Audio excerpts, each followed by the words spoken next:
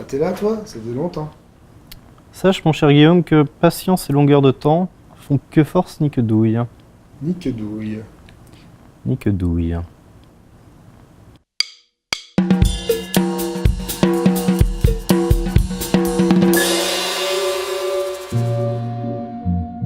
Aujourd'hui, je vais vous parler d'Alpha, prix de l'audace à Angoulême en 2010. Un bon gros paftard de 360 pages de l'allemand Jens Harder qui, à ma connaissance, n'entretient aucun lien avec le métier éponyme.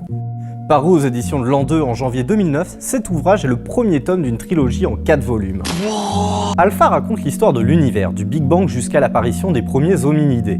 Bêta tome 1, des premiers hominidés à la naissance de Jésus, Bêta tome 2 de Jésus à nos jours, et enfin Gamma nous proposera une vision du futur.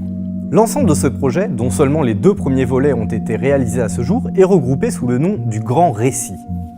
Son auteur, qui a fait ses débuts dans la BD journalistique, a réalisé une dizaine d'albums dont 4 ont été traduits en français. En particulier Léviathan, que l'on pourrait considérer comme une sorte d'échauffement pour sa trilogie du Grand Récit.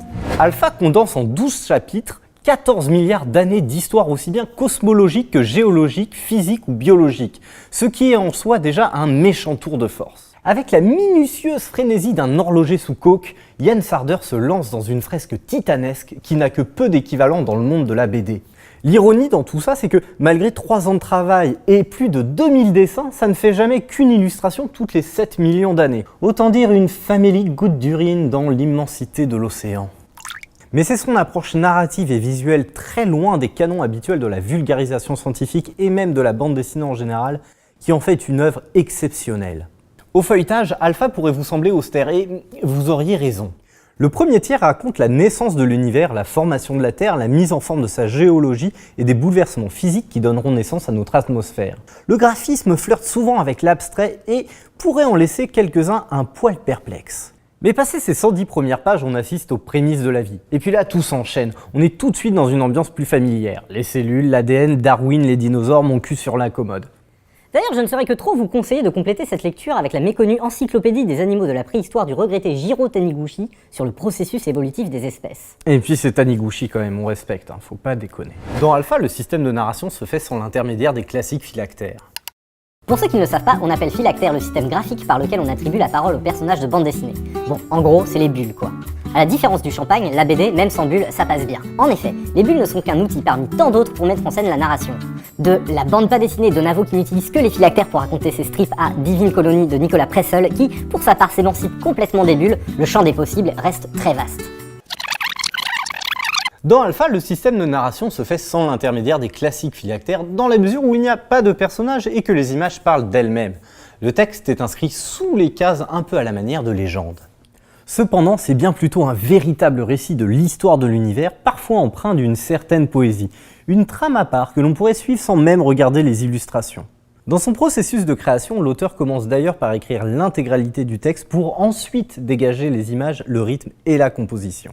Ce qui fait la singularité d'Alpha et de l'œuvre de Jens Harder en général, c'est qu'il nous fait vivre simultanément des représentations d'un même événement. Il donne au lecteur la capacité d'être omniscient, et pour cela il fait une utilisation quasi constante du split screen. Comme chacun sait, et si tu le sais pas, tu vas l'apprendre, c'est un effet cinématographique consistant à diviser l'écran en plusieurs parties, chacune représentant des images différentes. Lorsqu'il nous raconte l'apparition des premiers dinosaures par exemple, il fait cohabiter une scène du documentaire de la BBC Walking with Dinosaurs, le personnage de Gon créé par Masashi Tanaka et des représentations de dragons issus des cultures européennes, asiatiques et sud-américaines.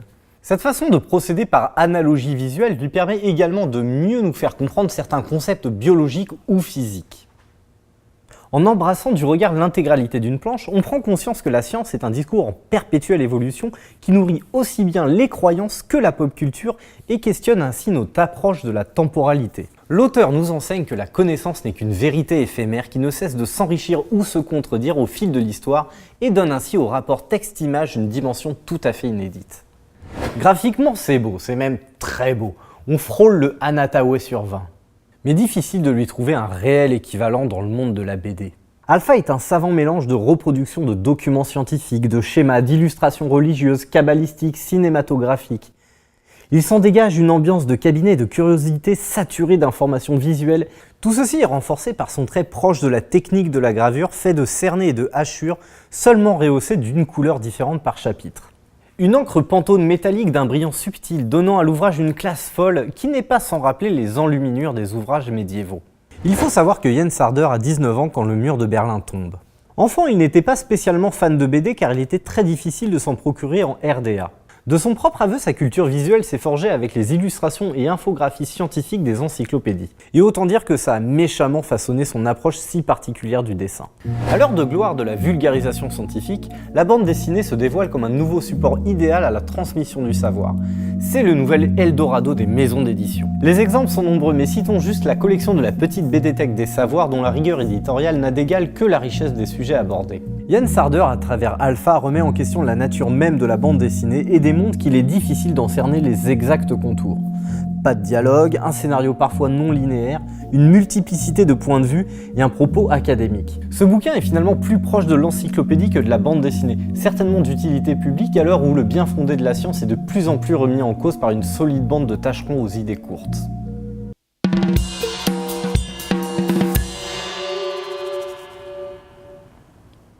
Ah mais tu lis quoi? Tintin? Ah ouais, c'est Tintin et le poulet aux 1000 parfums. Eh non, il n'existe pas celui-là. Bah, c'est dans lequel où Milou il chope la chiasse.